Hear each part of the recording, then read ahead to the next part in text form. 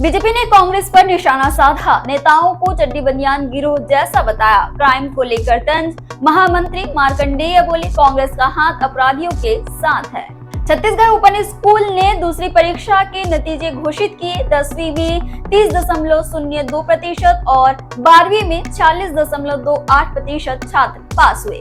छत्तीसगढ़ में सीबीआई ने 14 लोगों पर जांच तेज की। समाज कल्याण विभाग ने दबिश देकर दस्तावेज जब्त किए। मंत्री और अफसरों पर भ्रष्टाचार के गंभीर आरोप लगे।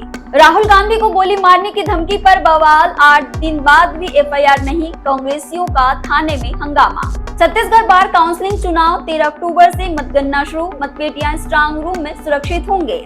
वोटों की गिनती 24 अक्टूबर तक जारी रहेगी। टुटेजा ढेबर को 22 करोड़ रुपए मिले। ईओडब्ल्यू ने कहा मिलर्स से 140 करोड़ रुपए वसूले।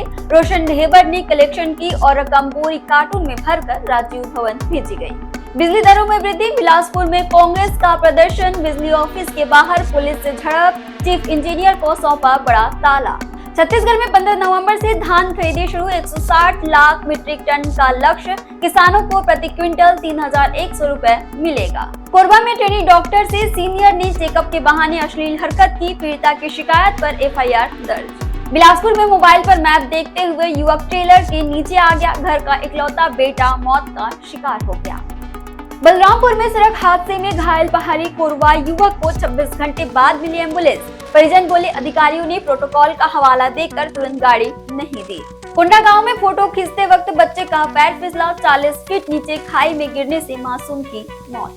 रायपुर में अश्लील पार्टी के मामले में पुलिस ने क्लब संचालक को किया गिरफ्तार, 6 विदेशी कपल को हिरासत में लिया। रायगढ़ में बैगा ने पिया 40 बकरियों का खून, मां मानकेश्वरी मंदिर में हुई पूजा, मनोकामना पूरी होने पर बलि देने की है परंपरा। बलरामपुर के रामबचन सोनी 80 साल की उम्र में भी दृष्टिहीन होकर बुलंद आवाज में सिंघारा बेचते हैं, युवाओं के लिए हैं प्रेरणा। छत्तीसगढ़ से जुड़े टॉप अपडेट्स के लिए आप देखते रहें वयम छत्तीसगढ़।